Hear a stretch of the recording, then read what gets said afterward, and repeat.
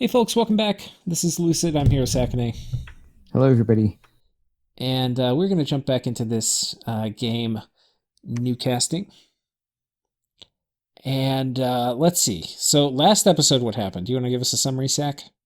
So, in the last episode, Lemuria, which is on its last legs, is fighting off repeated, I'd say half-hearted attempts by Atlantis to take the capital, and Lemuria's immortals are doing a good job. Meanwhile, Atlantis, who thought that was over, decided to go ahead and invade Raga and push Raga out of Satis. Mm-hmm. Satis, meanwhile, is trying to fight off Jomin. Basically, everybody, all of his neighbors. It's like, yeah. So things are complicated in that part of the world. Right. And we're still patiently waiting for like Marignan to finish taking Abyssia, for Ulm and Gath and Jotunheim to do something. Meanwhile, Bogarus has mostly conquered all of Agartha's land, but there are a few key moves left. We're not sure how the capital is going to be attacked or if it will be attacked.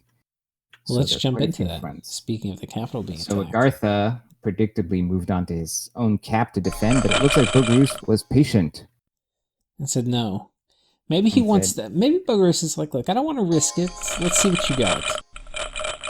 Yeah. So all the mages come out. He sees what he's up against.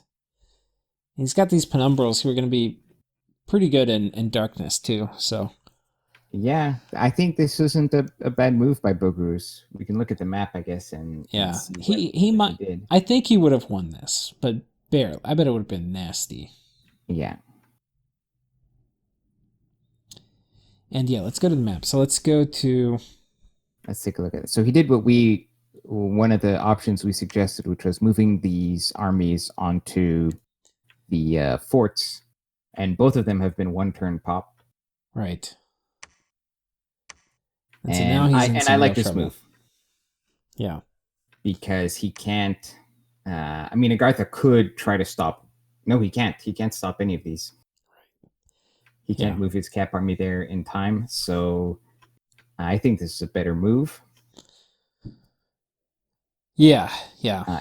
Interestingly, Marignan in the south has taken this fort.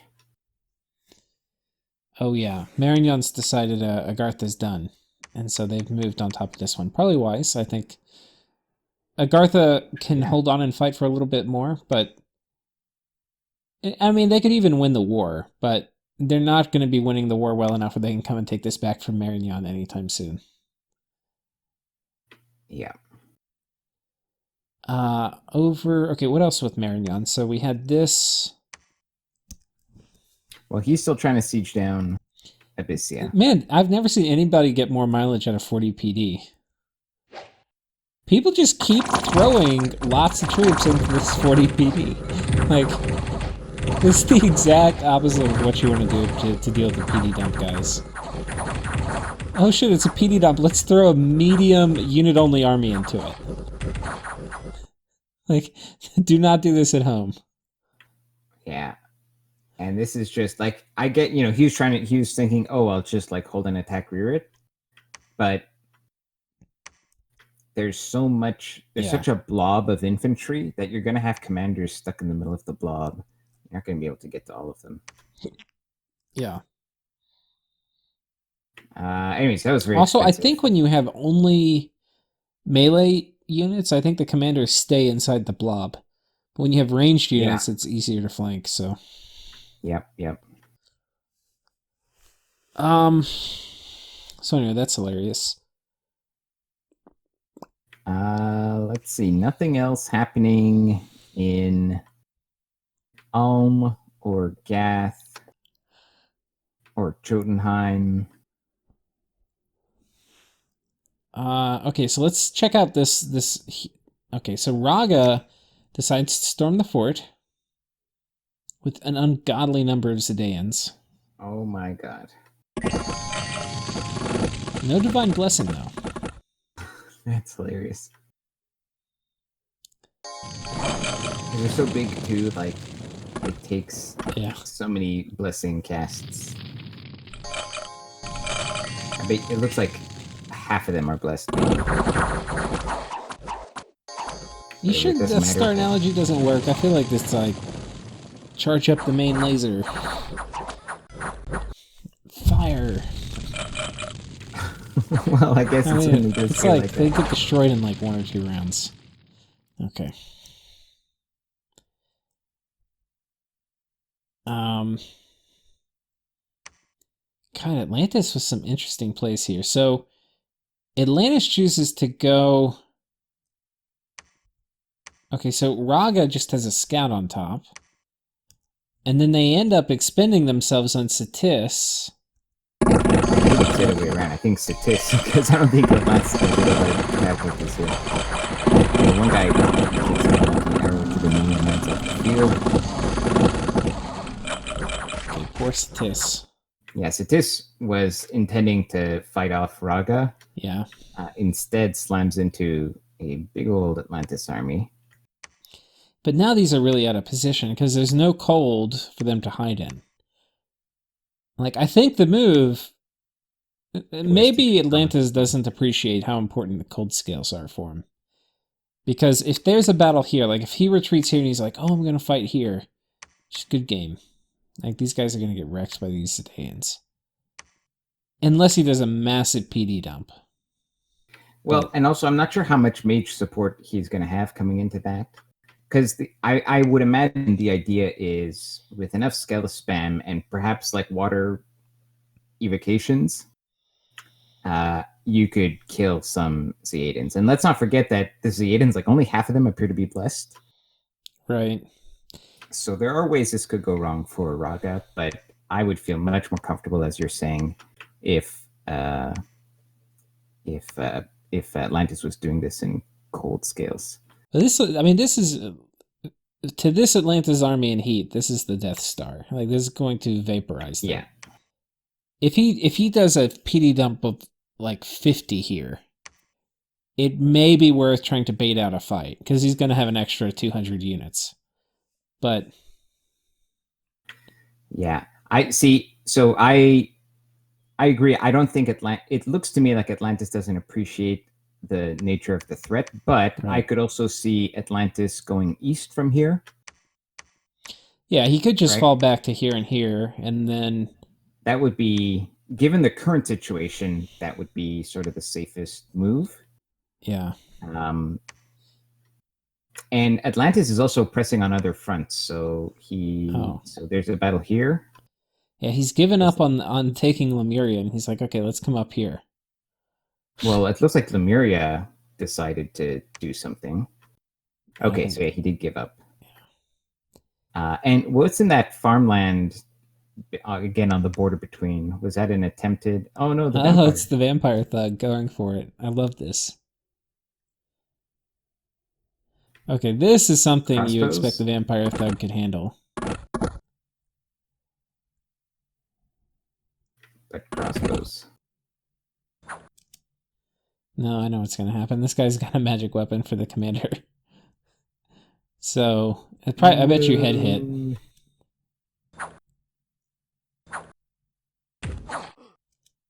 Was that a lance charge? I guess so, because he just doesn't have a lot of hit points. Also, he has like 15 afflictions. Oh no, it was the commander, the sword. Headshot. Oh, it wasn't. He didn't even get hit that hard, but he got hit in the head. Yeah, that's exactly what happened. Ice sword in the head. So, no protection. And because he has a low total hit point pool, the 6 damage was a high enough fraction of the total hit points that the affected area gets chopped off. Oh, speaking of which, this vampire should come back. And he's going to come back because he did lose his head. He's going to come back with the pity can't use helmets any longer trait. So we have that worry. We have that to look forward to. Oh, we'll have to try to keep track of him. Yeah. Is he named? Yeah, not that his head G2. was okay. Not that his head was useful because he was mute already before. He was mute and feeble-minded. No, you get this when you lose your head.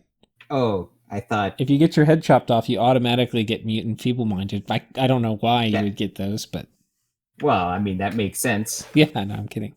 Logically.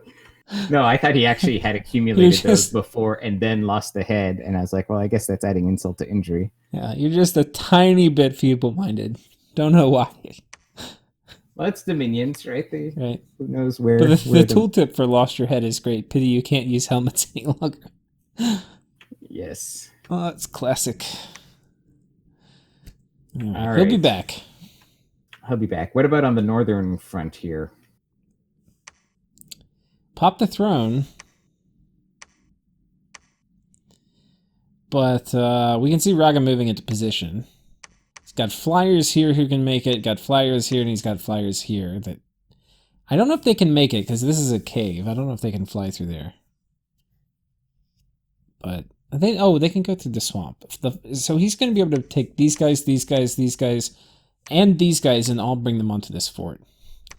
And this fort's heat 3, which isn't going to matter for the coral dudes as much, but for the ice guard, it's going to matter. And the coral dudes kind of suck, so these guys are going to get melted, turned into like a little pile of blue goo. I think if you're Atlantis, this area, like, you have to fight in cold, so you can't be fighting if you want to fight heat neighbors, you need to fight where you have strong dom push, which, like, arguably is over here. But like this, like, you're never going to have cold dominion over here. Well, I still think this is a good move. I think right now you just move right back into the water. Oh, I mean, that's fine. Right? Because you bait his whole big army back onto that throne. And so that army is not fighting you on the 3 other borders you have with Raga. Right, yeah, that would be a good move. And so you're kind of constantly doing pressure. I'm afraid right now that Atlantis doesn't appreciate the meltiness that he's about to suffer if he stands his ground and fights. Yeah, he's about to get turned into a blue puddle. This move right here is what indicates it. Like, he's not scared. Yeah. Okay. Joman clears the Indies from Sitis's cap for him. Right. Well, meanwhile, Sitis is still holding on to 5 provinces outside his cap. Yeah. And I think that's it for this turn. For the turn? We did all that. Joman, Bogarus. Wait, anything for Joman? Wait, that was we just looked at that. Okay, I guess we have done everything. What's Gath doing? Nothing. Gath things. Which is to say, nothing. What's Utgard doing? We haven't talked about Utgard in forever. Because he hasn't done anything in forever. Guys, do not do this. Do not put a huge pile of sacreds in your cap. It's just... You have to understand, you're paying them to do stuff. Like, go out and make them earn their paycheck. What would you do for Utgard here?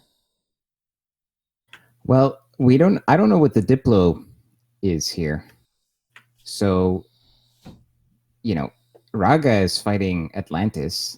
Yeah. Seems to me there's a clear opportunity to go after Raga, yeah. Right? I think so too. That's my feeling. Go after Raga. So that would be a missed Diplo opportunity But you need to have peace with Ulm and with Marignan to do that. I mean, he's had peace with them. Well, he's worried. Forever. I think he's worried about Marignan a little bit. Probably, they're close to his cap. They're pretty big. So if he doesn't have, I don't know. I mean, he needs to make Diplo moves, right? Yeah. So right now, he can feel safe that Raga isn't going to come after him. So if for whatever reason he feels he is safe diplomatically from both Marignan and Ulm, then he should totally take a bite out of Raga. Yeah. If he doesn't feel safe, then he should ally with one of Ulm or Marignan and kill the other. Because Ulm and Marignan also border each other. Right. So, and he has nothing to fear from Raga because Raga's busy with Atlantis. So Jotunheim needs to make a Diplo move here. It's either ally with Marignan and go kill Ulm, or ally with Ulm and go kill Marignan. Yeah, and they're going to be similar fights in that, Yeah, crossbow and human nation. and honestly, looking at the Ulm Marignan border, it looks like most of the casualties are going to be on that front, and Utgard would be in a great position to go in and sweep, Right. especially These if it guys was have been Marignan. militarizing the shit out of this Yeah, border up here. absolutely. And it's just a lot of troops. All right, So let's do yeah, next turn then.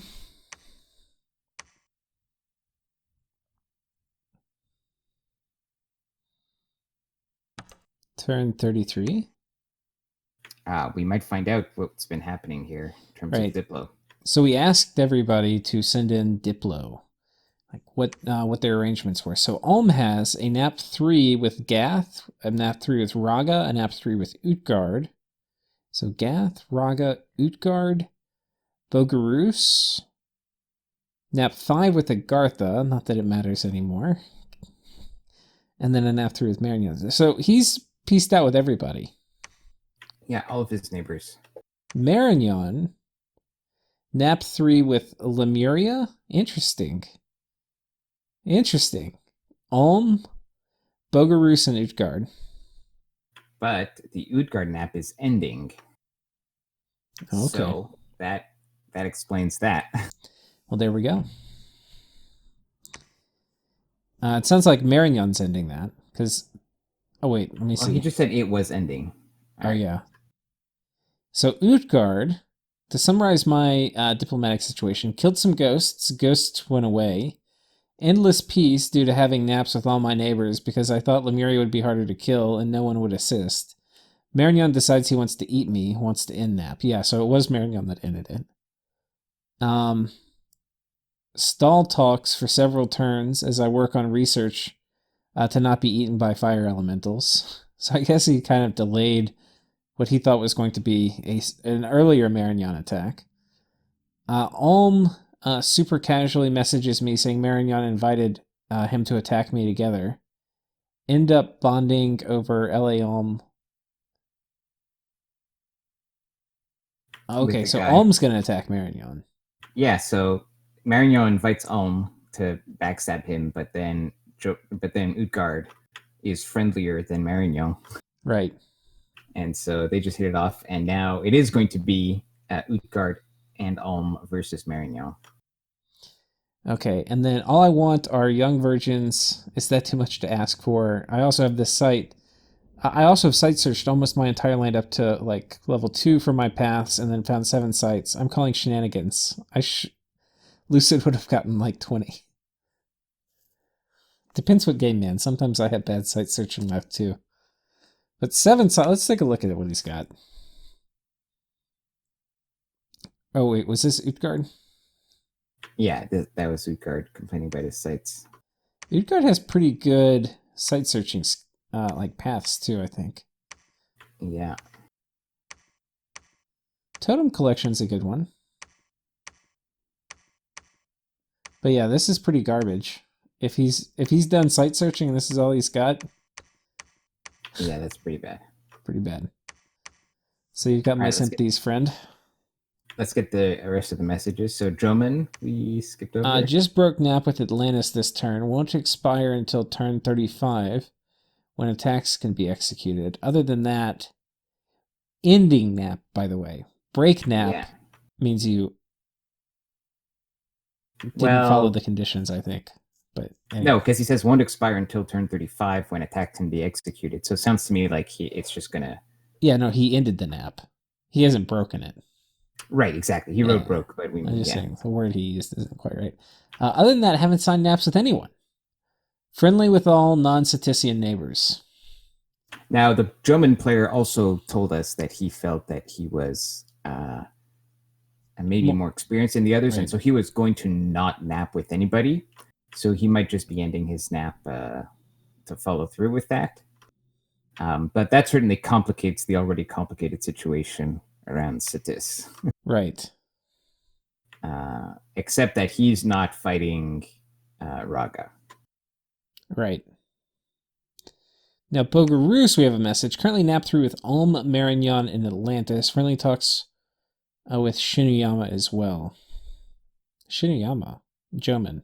He means German, yeah. Um.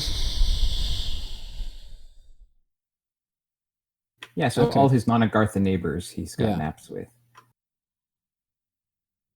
And then, not sure if you notice anyway, but I'm pinging 114 this turn, which should let you see what cool stuff is there. I'm not sure what's in Must be a 114, throne. but now from Atlantis, here's a full rundown of the diplomatic history from the Atlantis point of view. Bogarus, first nation I made contact with. We quickly agreed on a nap, and I feel solid with them. They need help being attacked by Agartha, and I sent an army over. Very conveniently took this throne province, and then Bogarus got it into gear, and it seems he's killing Agartha with no help needed. Joman, we agreed a nap, which seems to be holding fine. Yeah, I guess not anymore. Yeah, not anymore. Lemuria, they tried to be friends, but once we were neighbors, they took the underwater throne with death spreading. That was problematic. Got encouraged by Raga and Gath into a multi-war with them. One thing I'll just say, if you're Lemuria and you bump into Atlantis, you like expand rapidly and stuff, but then I think you can just agree to throw off some land to them, and if you can lure them into peace, because it sounds like he wasn't dead set on attacking Lemuria. He got talked into it by Raga and Gath, which I can't promise this would be the case in your game, but potentially if Atlantis doesn't want to fight you, you definitely don't want to encourage them to. And so just sometimes offering to give them land or like to let them have a fake war with you or something. Okay, Raga.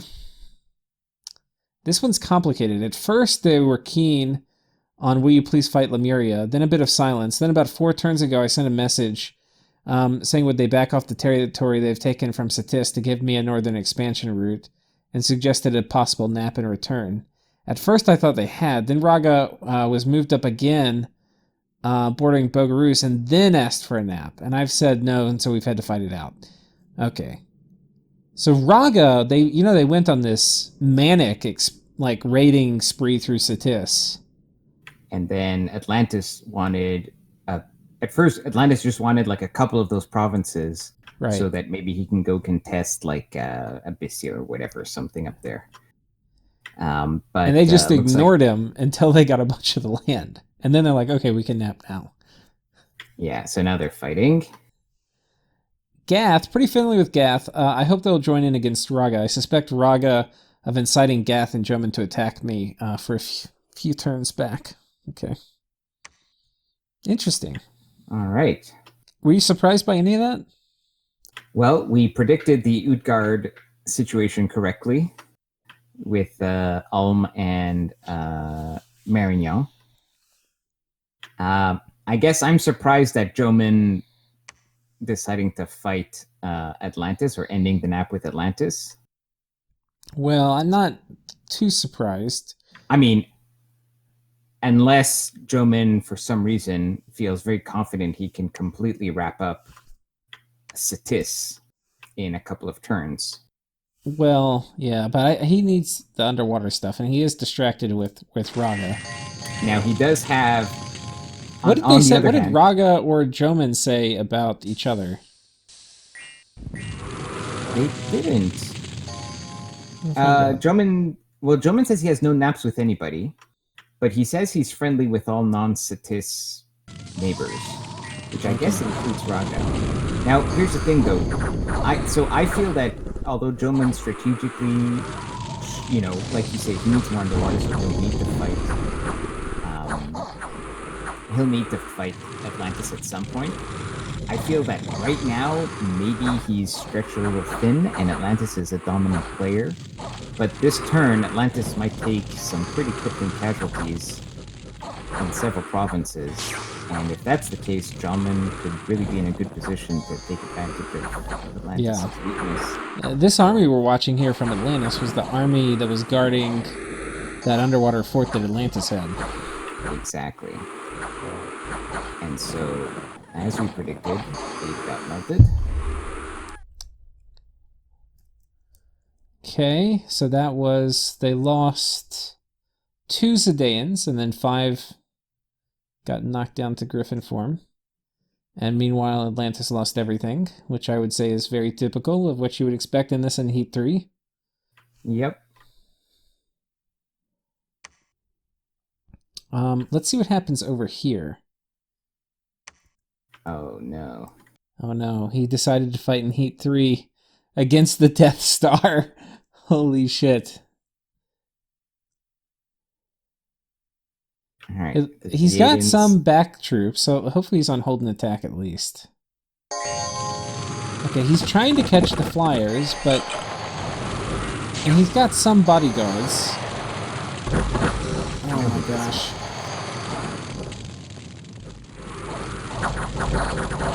Oh my gosh.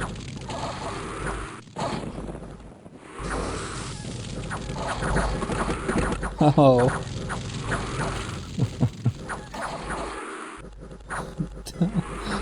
It's just painful to watch. Alright. So, guys, if you're gonna do this, if you're gonna fight a whole bunch of Zeadans, you need to survive. Like, they're flyers, right? So unless you have like a Staff of Storms or something, you need to make a giant death blob with your mages in the middle, and hopefully your mages are casting something that's going to kill Zeadans. Now, I'm talking as Atlantis here because you don't have crossbows, which are sort of one way you can kill Zeadans, right?